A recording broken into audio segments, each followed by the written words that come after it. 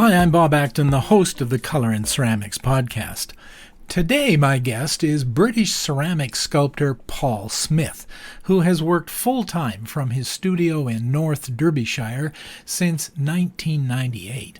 Paul's known for his bold, semi-abstract animal sculptures, combining simplified forms with expressive, richly layered surfaces. Inspired by ancient sculpture and pottery, Inuit and folk art, and his lifelong fascination with the natural world, Paul is especially drawn to horses, cattle, wolves, bears, and big cats. His recent work uses layers of slips, engobes, oxides, and underglazes to create sculptures that feel like treasured objects marked by age and history.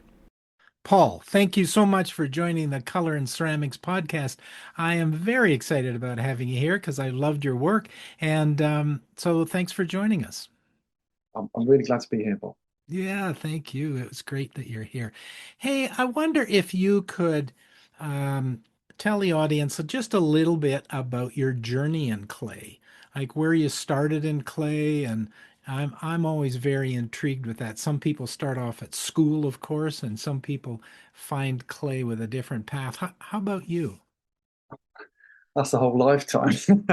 I guess the first time I remember clay, it sounds a bit of a cliche, but I lived in London at the time, and I was only 6 or 7 or so, and I went into the garden and dug up the clay soil and started to play around with it, and then plasticine came around, and I'd make lots of animal sculptures, but I didn't call them sculptures, and they were toys, of course, but Yeah, yeah. using plasticine. And there would be little balls of plasticine all over the carpet. So it used to drive my mum mad. And then after that, the pottery room was my happy place at school. So I made lots of what I thought were realistic human and animal figures. But of course, looking back on it now, they were quite naive. But I think I had some sort of a raw talent there. So I applied for art college and got in. So I did a fine art sculpture course, which really opened my eyes to the whole history of art, not just that sort of trying to get realism, which is what I was doing before. Um, and I was influenced by sort of the whole of art history, I suppose.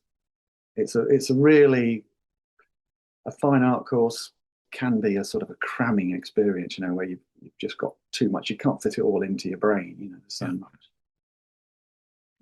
And then after that, whoa, I did other things for a while after leaving art college. It's not always easy to make a living as an artist, so I did social work and other things for a while.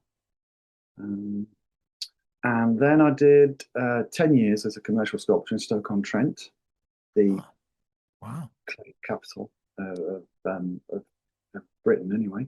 Yeah. Um, but the most of the sculptures were in resin for sale commercially. So I felt that I wasn't expressing myself. It was just back to the realism again.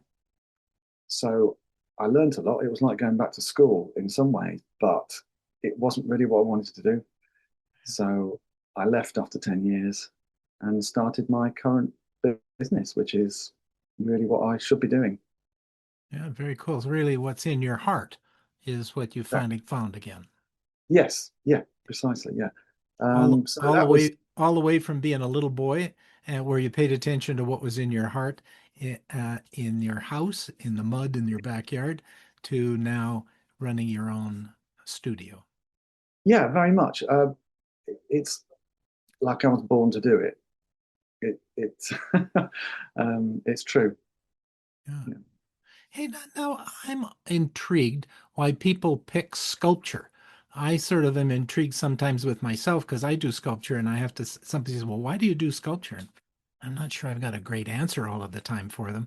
What about for you? Why did sculpture catch your interest as opposed to some other form of ceramics? Um, I suppose the answer, why do I do it, is that I have to. It's I'm always forever doodling on pieces of paper and thinking about the next sculpture, and it was always like that, really. Um, I think there was a time in my mid-20s when that didn't happen so much because I was interested in other things, thinking about, maybe starting a family, mortgages, that kind of thing. Yeah. Things can take over. But apart from that 5 or 6 year period when I kind of put it on the back burner a bit, it has really dominated my life. And I started um, selling my own work in 1998. So it's getting on for nearly 30 years. Hmm. And right from the start, I made a living pretty much from the start. It was pretty rocky at first. You don't just run 100 meters straight away. It takes a while, and you're selling in little craft galleries and things that maybe isn't quite where you want to be, but it's a way to get to where you want to be. Yeah. Yeah. What's been your most successful strategy around selling your art? I think there's one word: Potfest. Oh, okay. I Pot think pot it's fest. So can you Potfest. explain to people who are not in the UK Mm.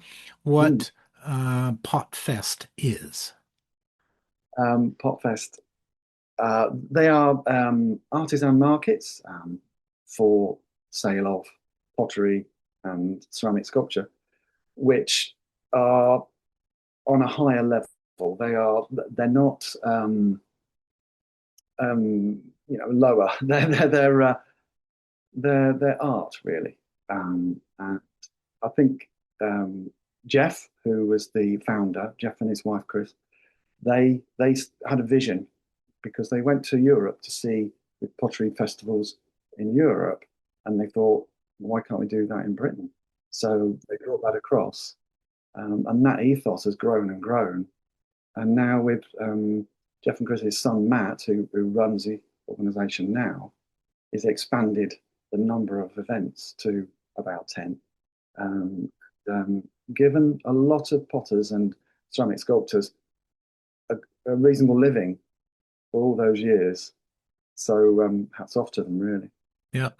I was talking with a potter in Berlin who Mm. makes ceramic insects. And Mm. he was talking about how the pottery events in Germany, anyway, are quite different than we might have over here, and that they're very focused on ceramics and intense quality and so on. And that's what I hear you saying Potfest is like as well. Yeah, definitely, yeah, Yeah. yeah. There And is a selection procedure. yeah, so Um, they're a juried event, and you have to apply to get in. And yes, then, and are they a short event? I'm thinking of like the events over here in Canada. Many of them can be 1 or 2 days long. Are yours like that length, or are they a longer period of time at each of they these used to be podfests? 3 days, Three 3 days, days. um, which I think is enough, and they're not long hours either. It's usually about 10 till 4, which I think if people can arrange their diaries, then that's fine. Yeah, Um, yeah, So Friday is normally perhaps the biggest selling day when the collectors come, and they want to get the best work, so they don't yeah, want to lose out. yeah, So Friday can be quite exciting, yeah. um, Very and then cool. the rest of the Yeah, weekend that's is great. busy.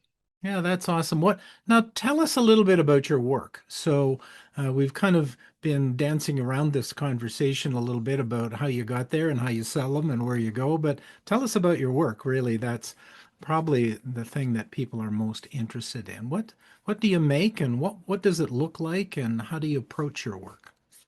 Okay. Uh, well, in 2 words, animal sculptures. Yeah. Um, I started out in '98 with this vision of making animal sculptures that were more than just a realistic animal. They were art. there was some sense of abstract form, which relates to my understanding of sculpture and art history. So looking at people like Matisse and Henry Moore and people like that. So I wanted to feed all that kind of learning into the sculptures. Mhm. Uh, and it's like walking a tightrope between abstraction and realism. I don't want to go too far one way because I can lose the sense of the animal.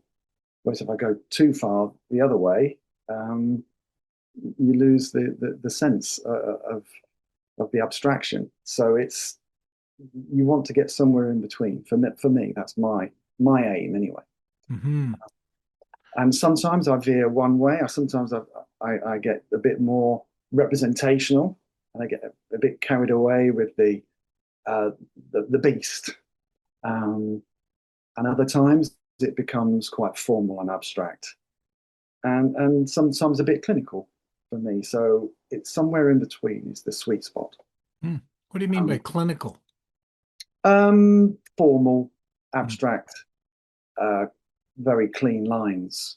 So sometimes I go towards that extreme, um, and others is a bit more sort of lumpy and bumpy and visceral. Hey, But one of the experiences that I have with that dimension that you're talking about, with this notion of making things more representational or realistic versus more abstract and artistic, if I use that kind of phrase, mm, is that I can find myself feeling tight when I get to when I'm trying to make things too realistic. Do you experience that same sort of uh, thing happening for you? yes, yes. I think what I do though is I pull back from it. So if it's becoming too, as I call it, realistic, then I might even destroy it and start again, Uh, or I might just chop the head off. mm. That normally solves it, because we get so obsessed with the head Yeah, of a creature, a human figure or an animal figure. yeah. Really, you shouldn't really be looking at the head at all until you've molded the whole thing, Mm, and then start to look at the head. You can put in some gestural features. For me, that's the way I do it. I try not to think about the um, getting the character through the face. I let that happen later. I want to communicate through the body of the creature. So it's the gesture, the form, the pose. It isn't about eyes or anything like that. It's more about a feeling. mm. And Um, so you use the body, the form of it itself, to pull that out for you. yes, yes. Is Um, is the obviously, face, mm, I was going to say, is the face then, or the detail of that, a bit of an add-on for you? Like after you've got the body and the form done, like how do you integrate those two? they have to evolve together. Okay. I see it as the figure emerges out of fog. So you start off with the whole thing. You're not just starting off with the head and then filling in the body and the legs. The whole thing has to go up at once. And I'm dialing it in. I'm I'm refining the form as I go, and I'm sort of aiming to bring everything along together, and not concentrate on any one part. So Mm. the head might be roughly featured in. I like to put kind of like a gesture of ears and a nose, but it will be Mhm. just literally just like 30 seconds. You know, really, I'm communicating with my hands now. With this is a verbal medium, but It's okay.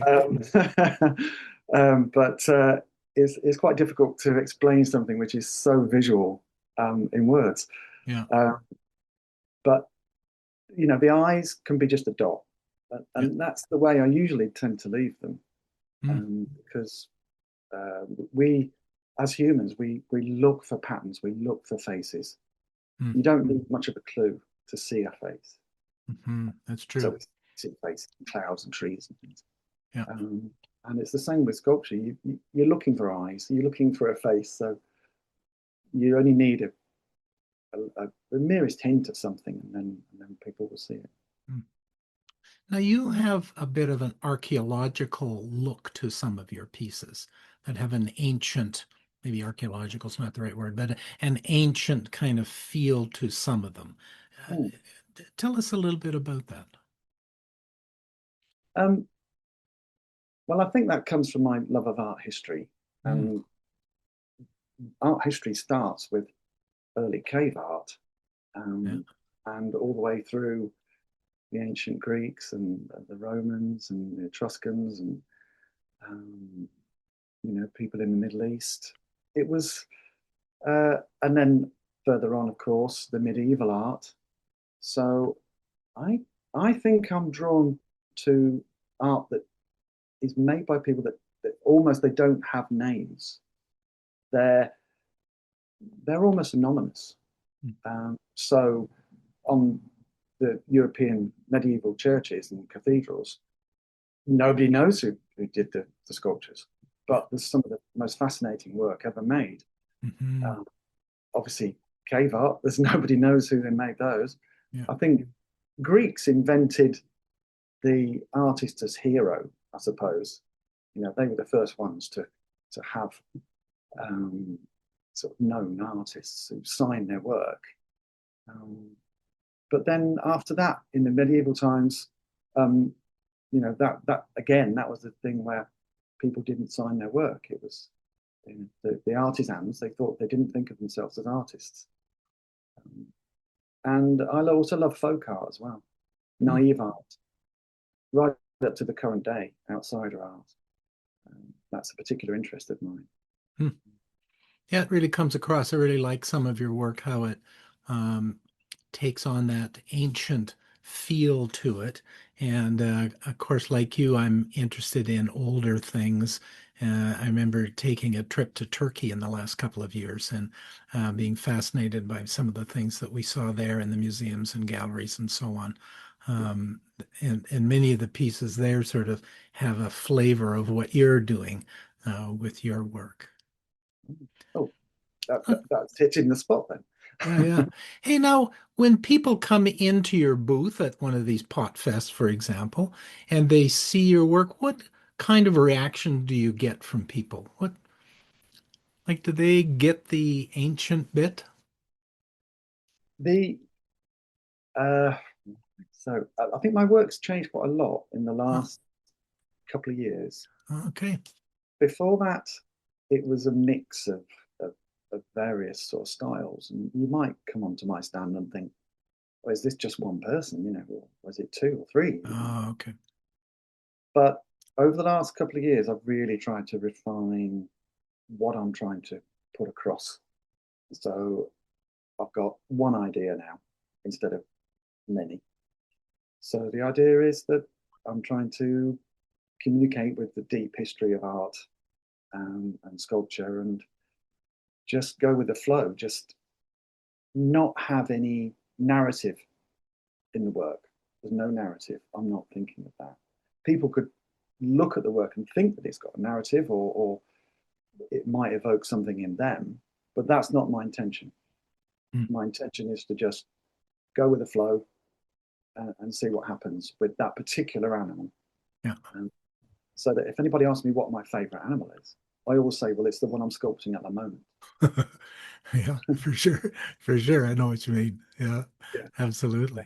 And so you said that things have focused for you in the last little while. And what would you describe the focus now being? Very definitely looking at the aesthetic of age of Mm. I'm not trying to manufacture something that looks old. Yeah. I'm just using the same aesthetic so that, for instance, ancient Greek sculpture was brightly painted originally, but over the centuries it's become eroded and distressed. And we look at those surfaces and we think that's attractive. There's something that's a patination of age, which is you just can't stop looking at it. Well, that's me anyway. Yeah. So I'm always looking at doors that have got the paint peeling off, Yeah. and rusty hinges, and stones with moss on, and I'm forever taking photographs of things like that. So, and obviously looking at the old art as well.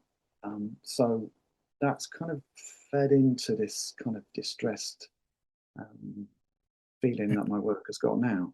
Yeah. And I find it oddly satisfying Yeah. and pleasing.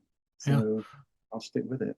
Yeah, cool. And it's really that you're doing things that's important to you and your heart, and people are obviously resonating with that. So that's excellent. Could we switch topics just a little bit and to talk a little bit about some of your techniques? So you're making some smaller pieces and some bigger pieces, I see. Um, can you tell us a little bit about how you make the work over the last little while? Okay. Right.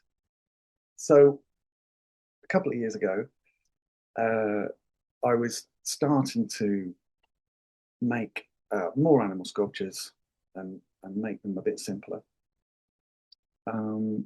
But I didn't really have a rhythm. It was I'd think about it and then I'd make one and then I'd go off and do something else and I wasn't really focused. But of course, when you've got an impending deadline like a show, then you have to get Yeah, your ass into gear. yeah, yeah. You Pardon have my to. expression.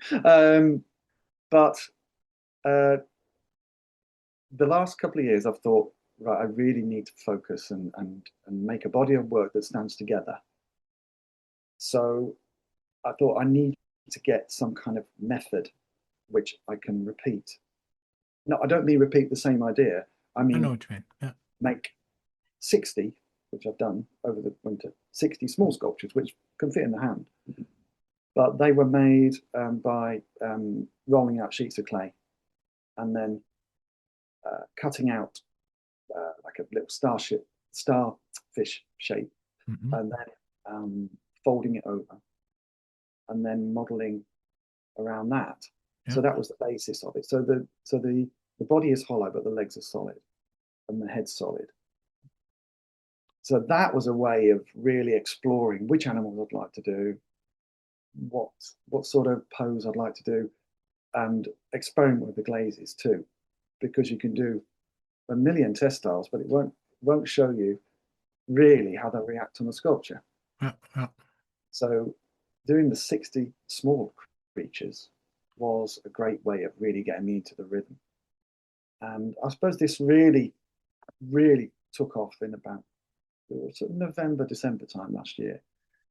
And I really focused and I was in the workshop 6 or 7 days a week, probably for the last 6 months until just recently, when I thought, right, I've got to go back to college. I've got to do this. I've got to make the glazes work, reinvent it all. And it's surprising what you can do if you really, really work hard. So The all the series, talent in the world. Mm, I was gonna, sorry for interrupting, but it strikes me that what you're describing is doing some work in a series, and you did a series of 60, which seems an enormous number to me. But yeah. uh, because I find that doing things in a series is really helpful. Mm, The first one is often not very nice, and by the time I get to the last one in the series, I'm pretty happy with it, although I'm starting to get a little tired of it by then. But it sounds like that's what you've kind of evolved to do is do a series of pieces. yeah. So there was the 60 small ones.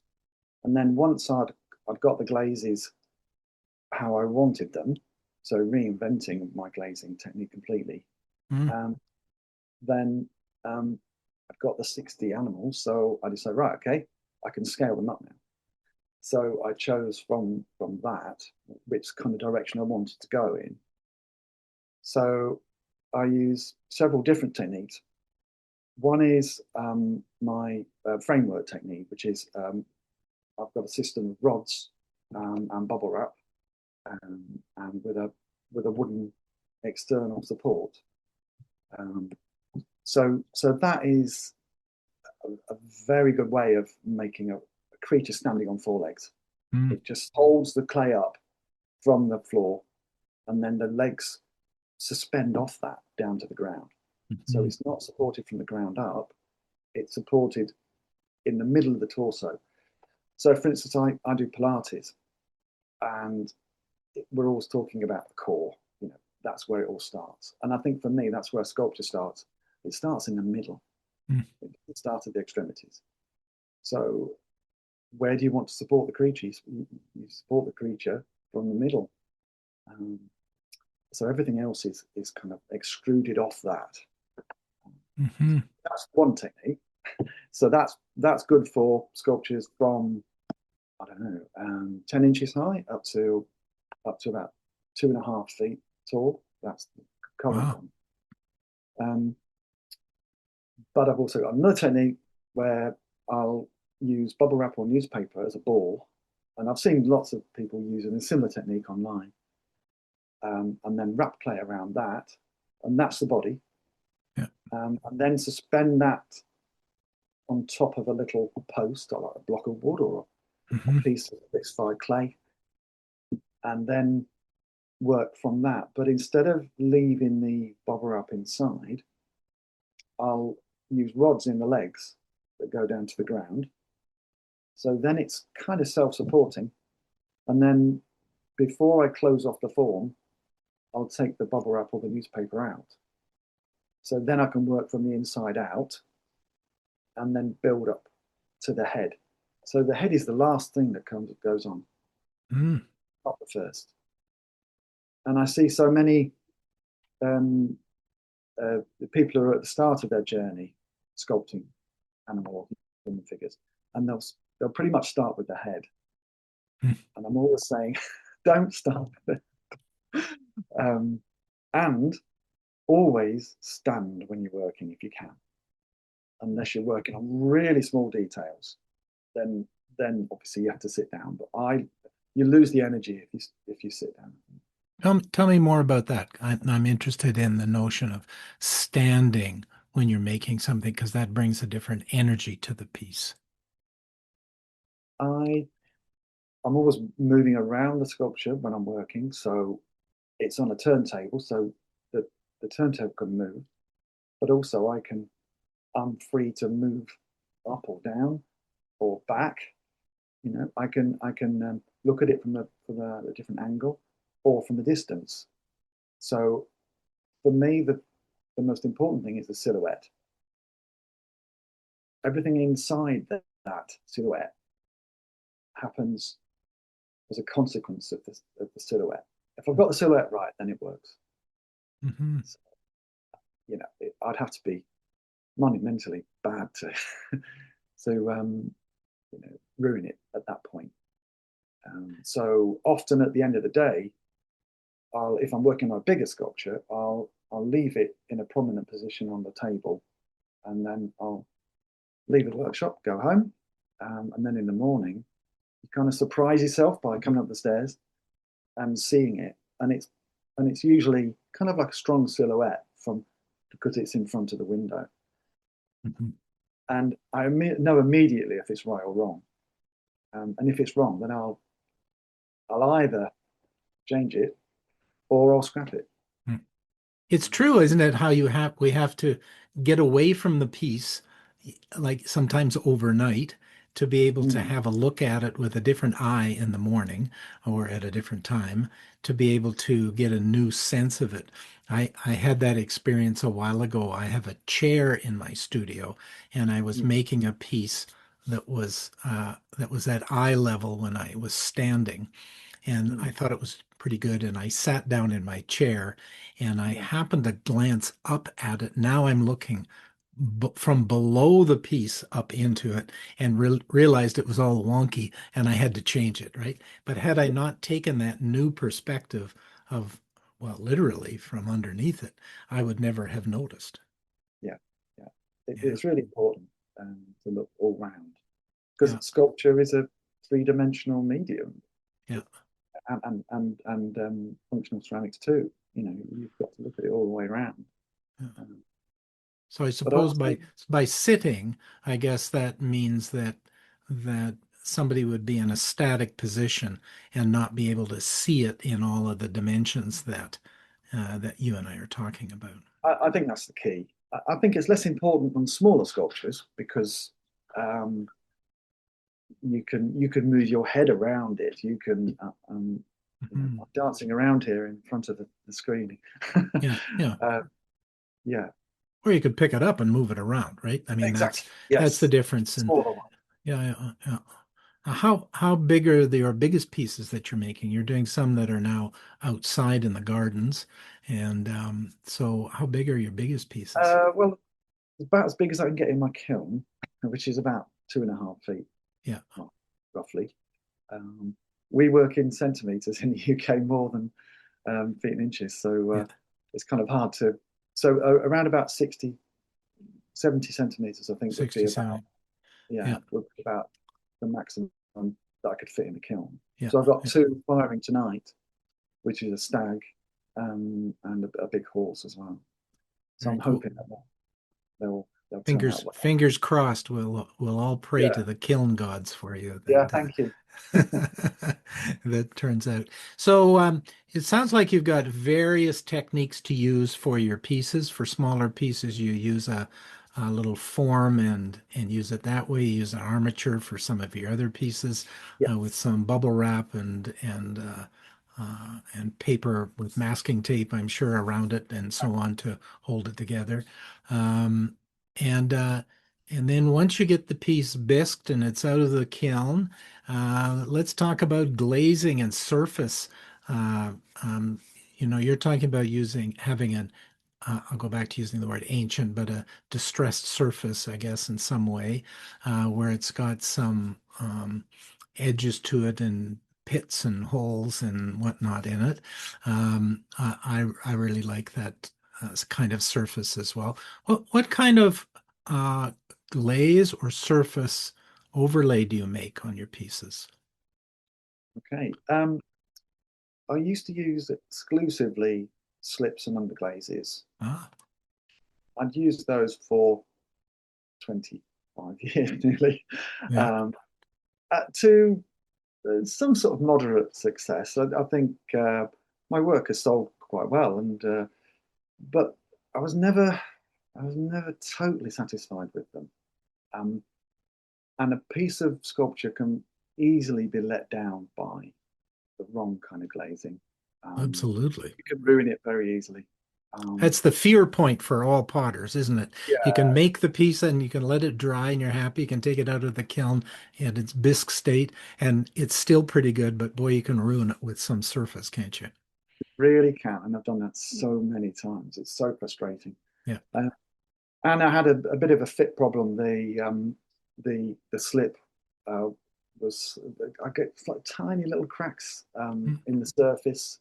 Not every time, which was really annoying. It was yeah. probably about a quarter of my pieces I lost because of Wow. over many years because I didn't have the technical knowledge. I did a sculpture degree, not a ceramics degree, and so my glazing techniques had been picked up from other potters and learning on the internet and just lots and lots of trial and error. And I'd like to thank my friends, my potter friends, who have helped me along the way, because I wouldn't have been able to solve the problems without them really. Yeah. I think they know who they are. But so I've been doing a lot of tests over the last few years, and eventually, about a year ago, I just something clicked. I turned the key, and the key for me was engobes instead of slips. So they're Say that far say that again. It was engobes, oh yeah, engo, yeah, yeah, yeah, yeah, engobe. I don't know how to pronounce it, to be yeah, honest. I think yeah, it's engobes, engobe. yeah, So they're more stable than slips. They tend they're less have less of a tendency to crack. yeah. So that was the key. Then I started to use them um, a lot. So the whole recipes would be based on engobes, but with other things like underglazes and but the other secret was not a secret. The other method I discovered for myself was layering. So I mean, lots of potters and sculptors use layering, um, but it's looking and analyzing other people's work and natural objects, how it happens. So I discovered that by just looking at a lot of different things, there's a base color, and then there's a layer on top which gets eroded away. And then there's another layer on top of that, which might be just like a patchy layer on top. But that almost creates like a buzz. You've got three different colors create like an exciting surface to the eye, and it's very delicate. It can be wrong so easily, Hmm. but if you get the balance right, it just looks right. Hmm. You know it when you see it.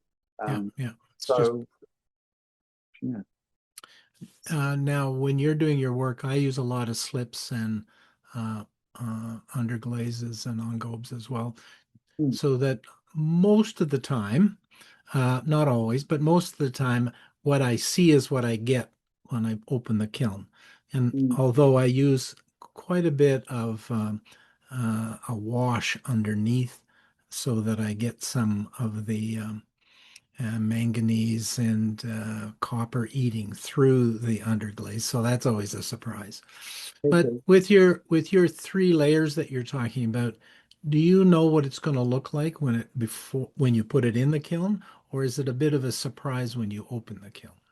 I always liken it to getting dressed in a wardrobe.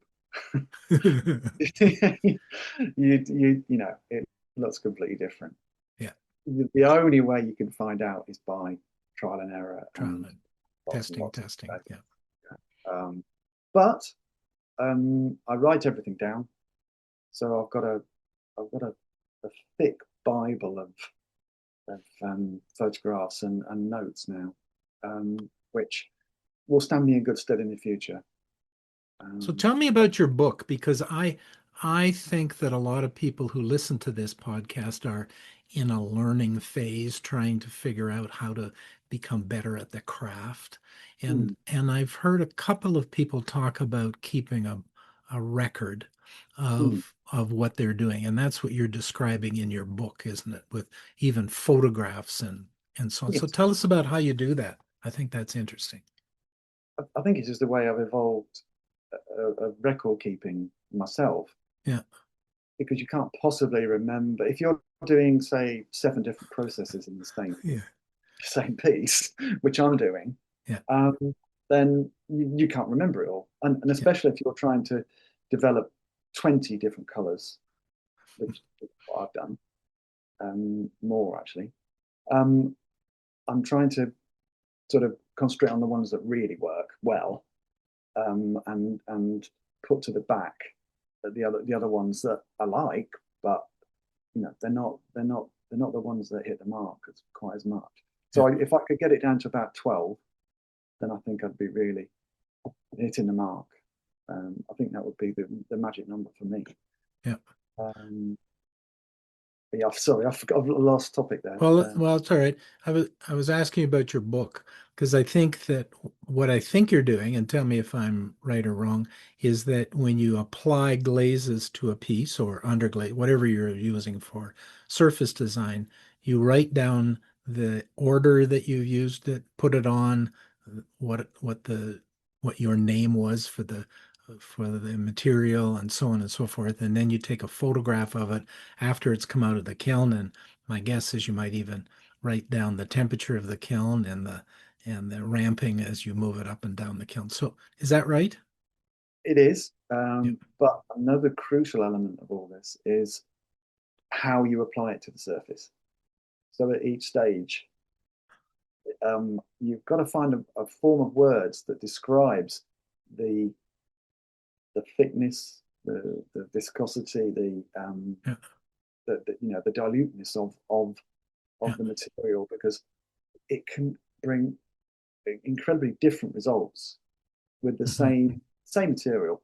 It, hmm and how you I sort of I kind of scrub with a brush, but it's semi-moist, so that I'm revealing the layers underneath. Oh yeah, Um, but that is, how you do that is crucial. Because if you load a brush with too much liquid, you'll just destroy it all. yeah. If you haven't got enough on it, nothing happens. So so you have to. It's almost every movement has to be recorded. Um, Yeah, I yeah, suppose you could do that with a friend with a video, and but I tend to do it on paper, yeah. it's really starting to work. hmm Yeah, that's really important, I think, to be able to track what you've done. And you're describing even the kind of material you're using to apply the material, a stiff brush or a light brush, or Exactly. is it Which brush? creamy thicked or yogurt thickness or whatever it is, right? Yeah. And then you can go back later and take that piece that you've taken a photo of, or maybe more than one photo, and then be able to compare it and replicate it. Because as I hear you talking, you're wanting to make your practice more like a business in the sense that it's more predictable, right? I can make five of these, and I don't have to be thinking about it too much because I know what I'm putting on and I know how to put it on to produce the results I want. Yes and no. Yeah, I would say that um, predictability is an aim, but you'll never get there. yeah, yeah, Ceramic. So uh, it's within an acceptable yeah, predictability. I think yeah, it's fine. yeah. I'm not a big factory. I'm not looking for perfection. Um, I quite like the surprises. I quite like the slightly kind of dangerous edge sometimes. Sometimes it goes too far Yeah. and it fails.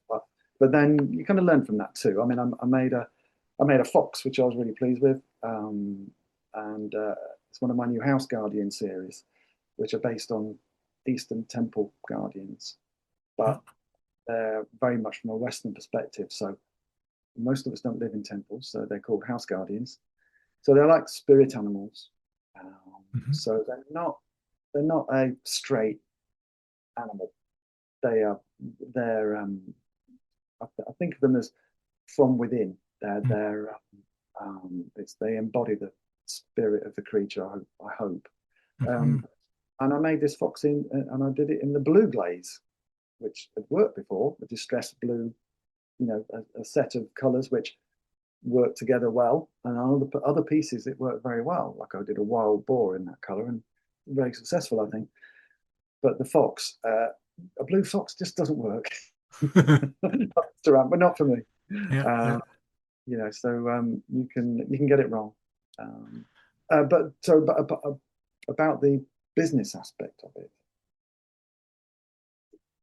as I get older, I don't think of the business aspect quite as much. I'm thinking more of getting things right, having sort of building that horrible word legacy, Yeah, uh, leaving behind when I eventually go a body of work that I'm proud of, yeah, and hopefully other people like and can see the value in. yeah. Uh, so it isn't so much about production; it's about um, getting it right is the correct way to Yeah. phrase it. Yeah, It's kind of like a fine line between production and making everything exactly the same, right? And yeah, and never knowing what's going to come out of the kiln with each firing, right? And so if you're going to yeah. be successful as a practitioner like you are, you Mm. have to be able to live in that middle ground effectively. And I hear that's what you're talking about. Yeah, very much so. Yeah, yeah. Yeah, yeah, Each sculpture is unique, so um, the everything is different. yeah, Every even if I tried to make another ball like the one I've made before, I'll bring it out of the kiln and think, oh, I think that's quite nice, but it wasn't quite. So I really hate doing commissions now. I did them for quite a few years, and I do turn them down now, because I can never make something that is in somebody's head. Yeah, Even if I they've hear seen you. it before many times, is I can't satisfy that need. It's got to come So from within your head, not their head. So I know exactly what you mean. Hey, I want to just end this with a question for you around some advice that you might have for a ceramic artist who's emerging. So, what advice might you have for an emerging ceramic artist about how to be more successful in whatever way they define success? that's a hard question. I think hard work. There's no um, replacement for that. Yeah, I think you just need to knuckle down and just exclusively knuckle down and yeah. just get on with it. Don't think about anything else for a bit. Focus. Focus, yeah, Yeah, for a year, 2 years, whatever it takes. yeah, Um, uh, yeah, and try to do like I've done recently, which is not just focus on hard work, but focus on a trying to make a body of work that hangs together. yeah. Yeah, well, I can everybody would certainly look at when people would look at it, they'd know it's your work. exactly, yeah, Yeah, yeah. yeah, yeah, Whatever that is, yeah, yeah. that can be anything. But as long as they've got some sort of continuity within that body of work, and a rough evolution of ideas. Awesome. Hey, thanks so much for joining us today. This has been a great conversation, and I'm sure everybody will really enjoy listening to you talk about your work. And we'll, of course, put up information about your Instagram and website on our show notes so that people can find you. And hopefully, this podcast leads to people connecting with you. That'd be great. Yeah, yeah. I've really enjoyed it. Yeah, thanks a lot.